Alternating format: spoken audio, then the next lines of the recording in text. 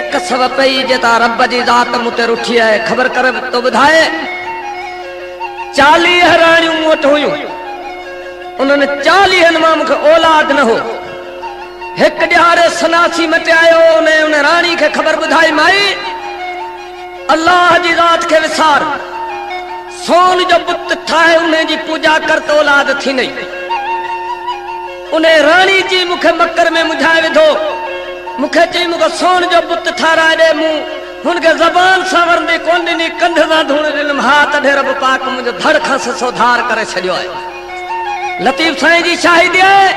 त ॾाढार दुख कया पाणा मथे मंगणे मुंह दर छड़ियो मंगणा मंगी दर ॿिया जहां पो पिया तोखे विचार लाॾी हड़ा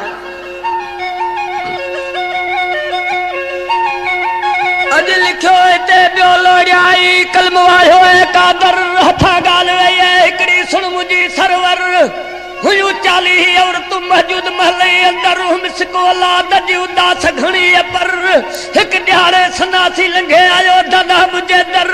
जे चीज और ज़ाहिर कयो कर माई जोड़ाए बूतो सोन जो तुझी पूजा कर मतलब तुझा मिड़ी थींदा जमदी पुट पिसर वठी रायो राणी जो कयो मुकफर न तुझ जम जमाओ सुल्तान तख्त मथे तंगर मन तो म्यान भी हो वने किथा लंघे मुंजो लश्कर वठंदो संग सब केगा जो जोर जबर कंजी ताकत हल्दी कान का तोरे हुजे वक्त नसर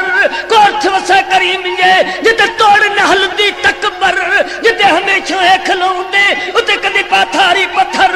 ओ अब्दुल इंसा मोहम्मद मिलदो को कबल ही वी दागू दर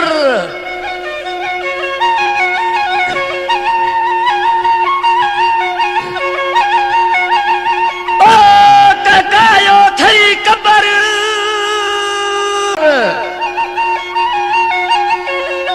एक सब पई जेता रब जी ज़ात मुते रुठी है खबर कर तो बुधाए 40 राणियों वट हुयूं उन्होंने 40 मां मुखे औलाद न हो एक ॾियारे सनासी मटे आयो उन राणी के खबर बुधाई माई